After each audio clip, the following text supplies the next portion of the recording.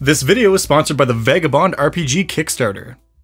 Have you ever wondered what would happen if a lamprey was the size of a horse and had bat wings? Even if you haven't, somebody did, and that's the reason why this thing exists, and it is just one of the weirdest animals to have ever graced the pages of a D&D book. Hello and welcome to Monster of the Week, the only show on the internet that took one look at this thing and started filling out adoption papers. I'm Dungeon Dad, this is a horrible eel monster, and today we're gonna dig deep into everything this creature has to offer. As always, we're gonna talk about its publication history, in-game lore, and of course go over some ways that you can include this sucker in your D&D campaign, as well as how we're gonna convert it into 5th edition. These eyeless flying tooth puppies have become one of my favorite monsters, and I hope by the end of this video, they'll be one of yours too. So with all that said, let's explore everything there is to know about the Vesarab.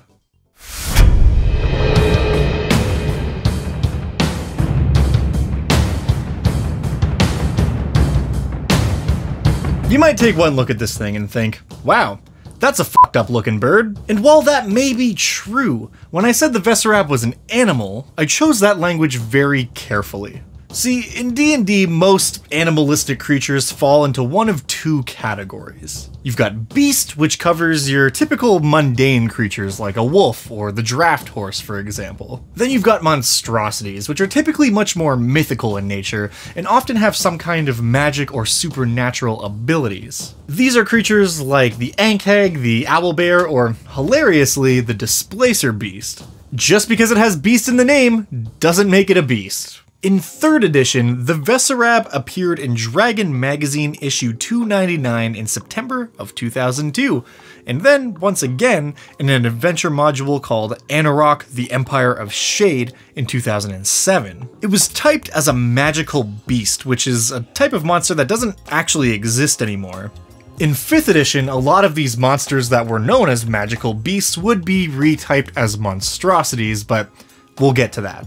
These two relatively quiet appearances in an issue of Dragon Magazine and then again later in a module would not be the last time we saw this monster, because in 2008 they would appear once more in the Forgotten Realms campaign guide for D&D 4th edition, and this time they would be typed as beasts. This is because, while it may be a horrible nightmare creature, it doesn't really have any actual magic powers. It is, for all intents and purposes, just an animal. It's a really fucked up looking animal, but it is an animal nonetheless. Personally, I really like the idea of keeping it as a beast because it makes it feel a little bit more grounded to me somehow, which I realize might not be a good thing because it's a flying creature.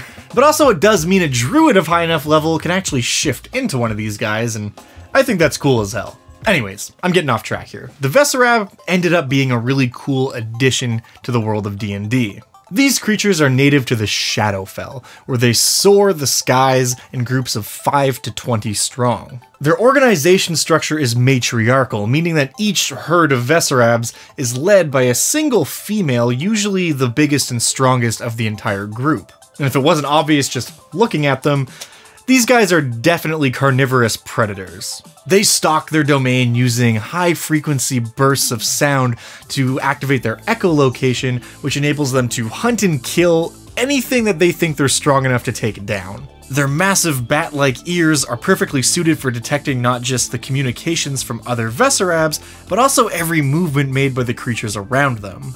But, sorry, just one sec. They have massive ears of... They don't have ears. Did I misread that? Hold on 1 second.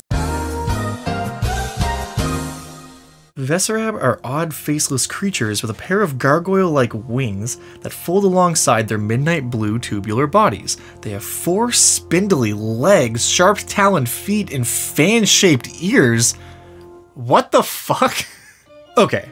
So this is one of the funniest discoveries I've ever made while doing these videos. I don't know how this happened or who's responsible, but the artwork depicting the Vesarab is just straight up an incorrect depiction of what this creature actually looks like. The long body and leathery wings are certainly correct.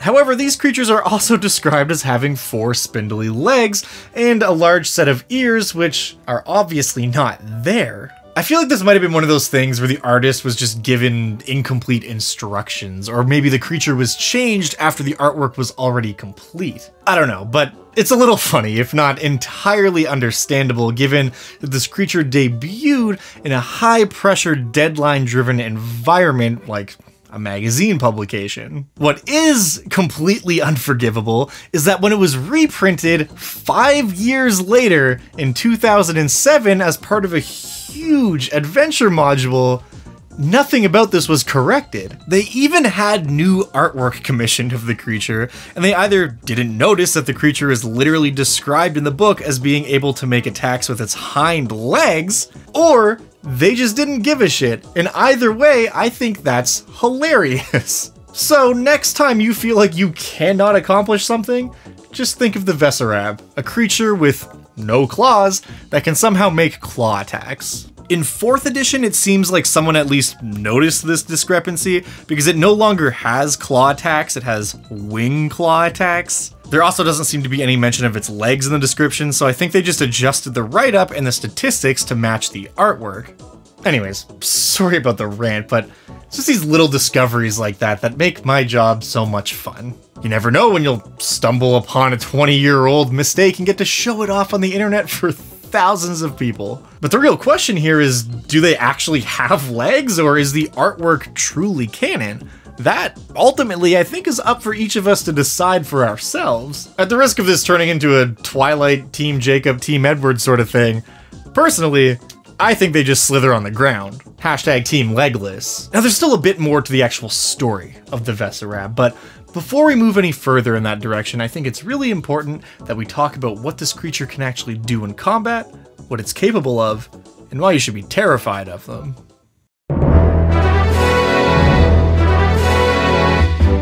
The vast majority of battles that involve a Vesarab are going to fit into one of 2 categories. The first of those categories is as a wilderness encounter. These creatures are flying predators, so if you happen to be traveling through an area where a Vesarab has made a den, you'll definitely be on their radar. They're also extremely fast, with a flying speed of 120 feet. And they have a great sense of hearing on account of their massive ears. But while these creatures may not have eyes, they do have an incredible sense of echolocation, which gives them blind sight out to 240 feet. Generally, they like to stick to the shadows. However, they will attack any living thing that they think they can kill. When they do decide to go on the offensive, they usually begin combat by dive bombing down on their target and greeting them with a series of bite and claw attacks. Their claws are certainly effective, but their bite is the true weapon to be afraid of. If you've ever seen what an actual lamprey does in the real world,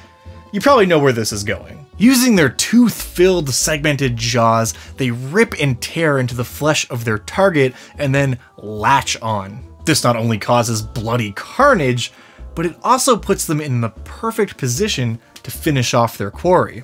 As flying creatures, once they have something grappled like this, they can begin their ascent up into the air. And once they've reached a suitable height, they can make another flurry of attacks and then drop their target to the ground. In a lot of ways, the threat of massive fall damage these creatures present is even more dangerous than the creatures themselves. In just one round, if it moves straight up, moving at half speed because it's dragging something that it has grappled, that means it can drop a creature from a height of 60 feet. In 5th edition D&D, you take 1d6 worth of damage for every 10 feet you fall, capping out at 20d6 or 200 feet. So 60 feet means an additional 6d6 damage. But if it doesn't let go and continues to fly higher on subsequent rounds, maybe even dashing with its action to get some extra height, it can very quickly approach that 200-foot marker, which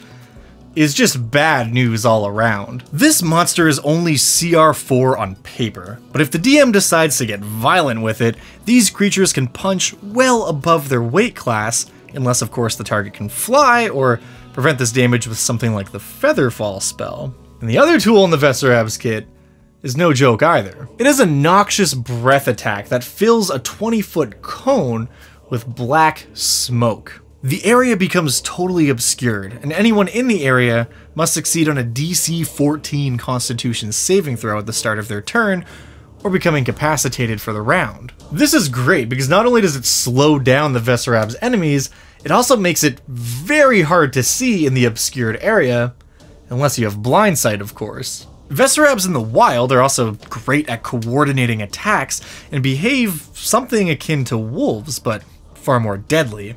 However, the other circumstance in which you might encounter a Veserab in battle is when you are fighting one while it is being ridden into combat by a mounted knight. A race known as the Shadowvar from the Plane of Shadow, which would later become known as the Shadowfell, would master the domestication and ability to ride Veserabs. This practice would eventually spread to the point where Veserab riding was commonplace among all the humanoid peoples of the Shadowfell. These creatures would be ridden into battle much the same way that people of the material plane might ride a horse, except they're also carnivorous, and they can fly, and they're capable of blowing acrid smoke in everyone's face. But other than that, pretty much like a horse. In mounted combat, a Veserab is going to be much less bestial and more restrained, allowing its rider to set the pace. But one thing's for certain, nothing can really follow up a sword strike from a mounted knight better than a bite from a giant lamprey. The history of different races using the Veserabs as mounts is what first intrigued me about this creature, and I'm so glad I decided to jump down this particular rabbit hole, because the Veserab turned out to be a really fascinating creature. I think there are a ton of ways that you could use this creature at the game table, but because this video can't be 10 hours long, let me take a few minutes and tell you about some of my favorite implementations of this monster.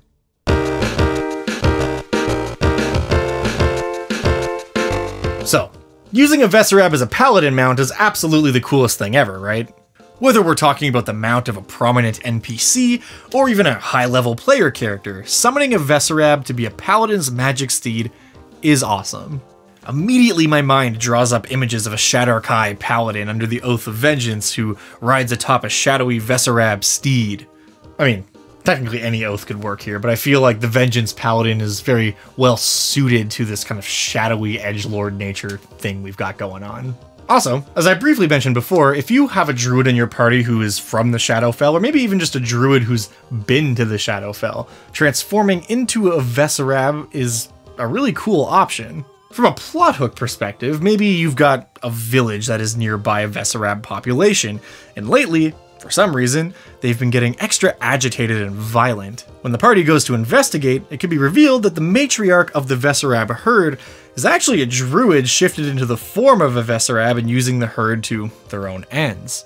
And if you want something that's a little more Monster Hunter inspired, maybe a portal to the Shadowfell has opened up somewhere and a bunch of Veserab are spilling out of it, coming into the material plane and upsetting the natural order of things. This invasive species would be a huge problem for the local wildlife who have certainly not adapted to defend themselves from it. And then maybe it falls on the players to seal up the portal and do something about these monsters. Or maybe the party just has a chance to rescue a young Veserab from some kind of circus or menagerie where it's being used as an attraction against its will. What might seem like a weird little lamprey with wings could grow and grow until eventually the party pet has a true glow up into the horrible tubular creature we know and love. This could be a neat way to reward a heroic act and provide a unique pet for the gang.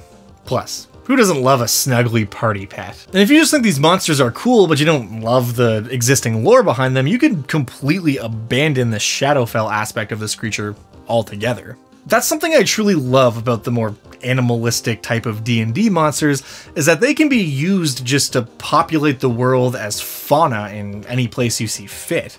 Even if the party never directly interacts with them, just describing flocks of these weird lamprey things flying in the clouds above can instantly make the world seem a bit bigger and more fantastical. Plus, if you describe how some of the locals are using them as mounts, there is a 100% chance your party's at least gonna investigate to see if that's something they can get their hands on. Ultimately, like the many animals in D&D that actually exist in the real world, there are countless ways that you can employ this creature in your game, and I genuinely look forward to reading all of the comments about how you plan to use them. But before we move on to all that stuff, I do want to give a huge shout out to this week's sponsor, the Vagabond RPG Kickstarter. Vagabond is a brand new tabletop role-playing game being developed by Rebel Rouser Games, which was created and is run by Taryn Pounds, someone you guys might know better as Indestructiboy, aka the guy who does all our fancy Patreon stat blocks. Also, he's got a YouTube channel, which is pretty sick. His new project is a lean and mean tabletop RPG that is entirely focused on practical play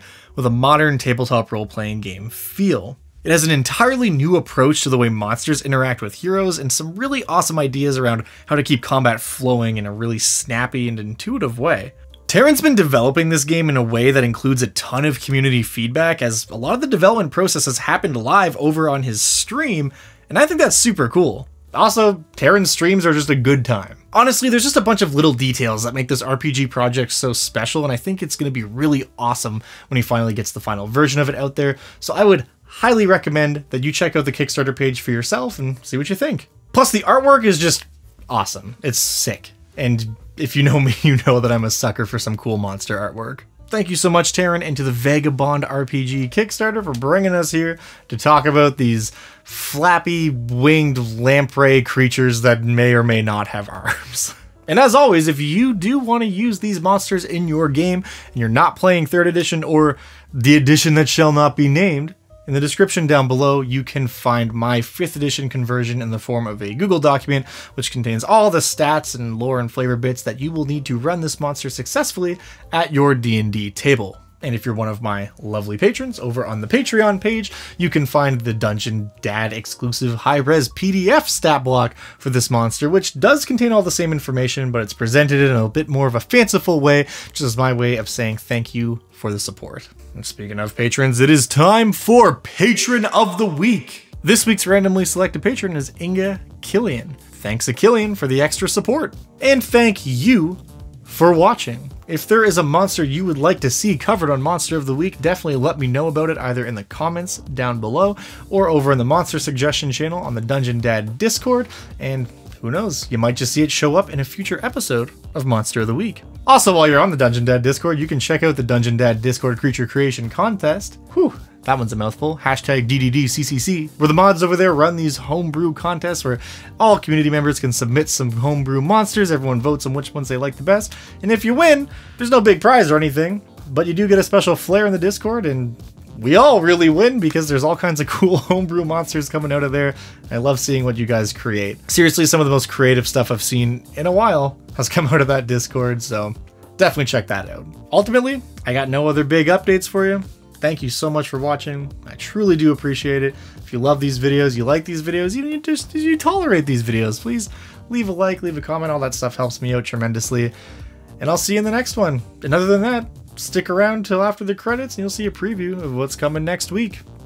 I'll see you in the next one. Till then.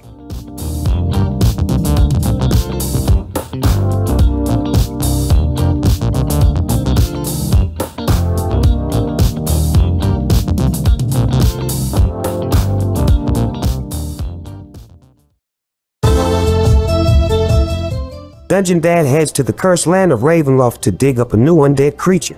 Straight from the pages of AD&D. This monster has no physical form. Possessions and murder plots show up at every turn. Don't look into anyone's eyes.